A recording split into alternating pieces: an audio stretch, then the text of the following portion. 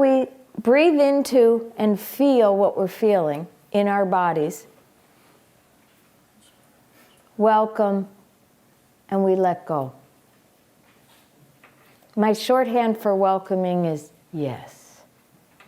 After a while, it becomes less and less words. The words are important in the beginning to really set the intention and do the movement. So you practice them. We hand out the brochure so you have the words in there. Because tomorrow morning you're going to wake up and the false self, remember, Merton put it this way, be careful of making friends of the spirit. The spirit's going to ask you to die. We use nice words like transformation. Do you want transformation? Sure. Even on the tough side, you want purification? Well, not really, but okay. Well, it's death. Paul talked about it, the old man dies. It's the Christ that lives in me. The experience is that everything you know of yourself is asked to die. That's what this dismantling of the false self is like. It's like, how could that be? I don't know. Merton uses the image that we're born and we get kind of messed up and we turn inside out, and that the whole journey is to bring us back into right side in. But the psychological experience of centering prayer and the deeply following this contemplative path is very big and is very transformative and purifying, but I don't take it lightly if you really say yes to this, because what you're surrendering is who you think you are. And it's walking in faith that God is really there, even though everything in you says this doesn't feel good, it can't be holy, and I must have really made a wrong turn somewhere along the way. Thomas describes it, it's like the little boy and the house is on fire, and he's there and he's yelling for his father, and his father keeps saying, Joey, jump, Joey, jump. And the little kid keeps yelling, but I can't see you. And the father yells up, I know, but I can see you. So from our experiences, Joey in the flames, the house is burning, and you can't see. And it's trusting that there is the loving arms waiting to hold us as we let go. Or they do the analogy of the ship, and to cross over to the other side. The other passage I use, sometimes it's Mary and Martha. The other one I use is the calming of the storm. But they got in the boat to cross to the other side. If you want to go to the other side, you have to be willing to let go of this shore, which is who we think we are, who we think God is, how we think it should be, in love, and see what God does with it. All of these practices are only allowing a bigger space for God. And that's what the people around you that you love and in your life, they begin to receive more of that. So it's an incredible journey. But, back to Dear Thomas, it is not a success. The spiritual journey is not a career, but a succession of diminutions of self. Which is the great freedom. Like, have you seen The Rising Tide of Silence? If you haven't, I strongly recommend it. It's Thomas's life story. It's the biography that... And at the end, he's standing there, and he says, wow, I would do it all again. I don't know how you feel, but that's not how I feel most days. I'm so impressed with at the end. Do you hear? He's got that quality of like, yeah, wow. Wow. Wouldn't that want to be how we get? Wouldn't it be wonderful if we got more and more like, this is wow, instead of, oh, okay. Okay. So, this little welcoming prayer practice with the little shorthand of no thought is worth thinking about really support So if you pick a relationship or something in your daily life that you would like to really be with, again, you're not focusing on the other person or the situation, but every time you think of them, you're focusing on what it brings up in you. If you have family coming to visit, welcome before they get there. If you're going to visit, spend time with yourself prior to that. If there is a certain situation, somebody mentioned that they did it in their car on their visor. Driving is a wonderful, especially in Miami. Welcoming is really helpful. Forgiveness practice too.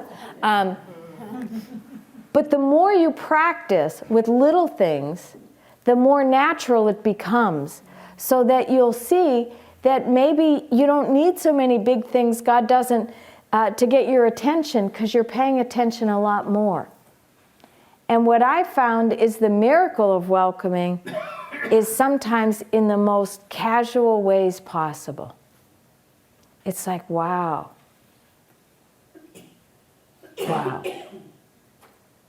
And the ones that really respond to this are children and animals, because your energy shifts, and they seem to be much more in line with with our energies. You know, as adults, we kind of fake it, but kids and animals, they know. So questions or comments on the welcoming prayer practice? We know that in centering, we center for 20 to 30 minutes twice a day. What is our time on the welcoming prayer? Did I hear you say that you welcome every morning before centering? What I suggest is the more you can build it in for routine practice. So some of the ways I do it is, especially if I'm using an alarm, I have thoughts and feelings because I wake up jarred. So to start the day with welcoming, it's how I do my exam of consciousness at the end of the night. Instead of exam of conscience, I look at it as exam of consciousness. What are you carrying with you at the end of your day?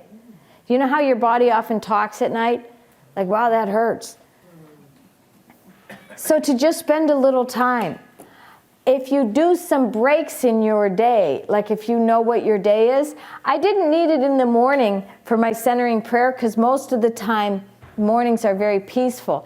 The afternoon sit, I would also often use welcoming as a vestibule into it for myself. Do you know what I mean? Like just to transition back home into the chair. Driving, so those body scans, but it's whatever. And then on particular relationships, it's just phenomenally helpful in changing the energy from which we begin to come out. So one of my great gifts in my life is my mother is 97 years old, and I call her every morning. And her one great line to me, she has a lot of them, but her one great line is, your aunt thinks you're a saint, but I know you're a mixed bag. And I can tell by the tone of her voice in the morning, you know, good morning, hi, I'm happy to hear from you, or hi, you're not a good daughter, why do you leave me, blah, blah, blah. So it's very helpful for me in this space prior to calling to check in with myself,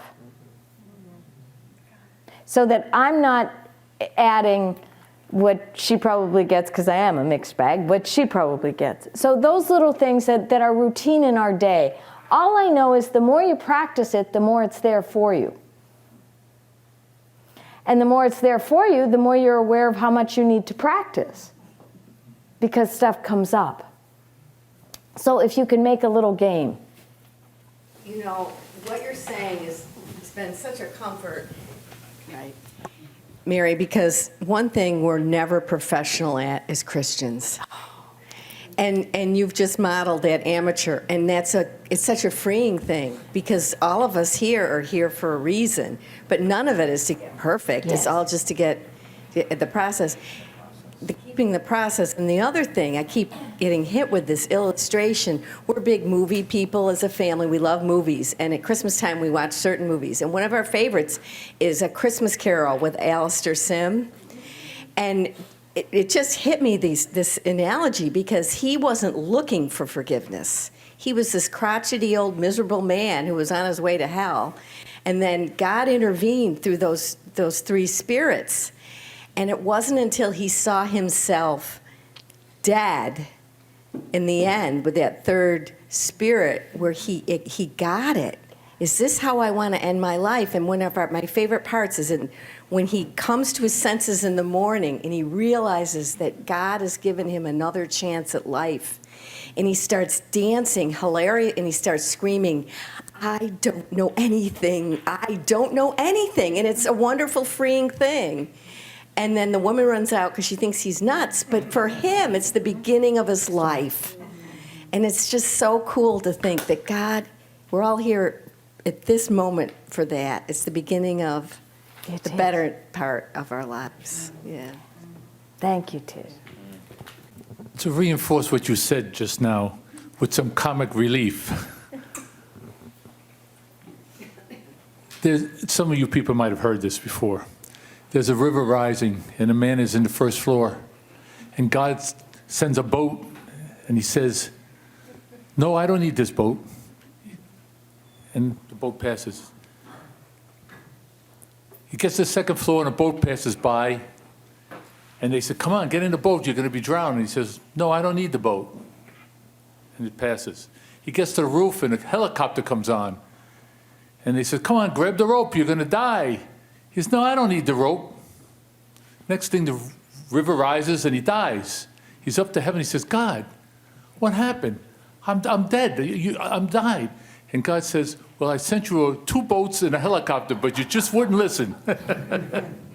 And that reinforces what you said, that you have to have faith in our Lord. And the fact that we grew old, we all grew to this, most of us grew to this age. I was thinking about all the prayers I said in my lifetime, God, please this, God, please that. And you reinforced it, and they've always been reinforced, but everything I ever worried about, I tell this to my grandchildren, came true.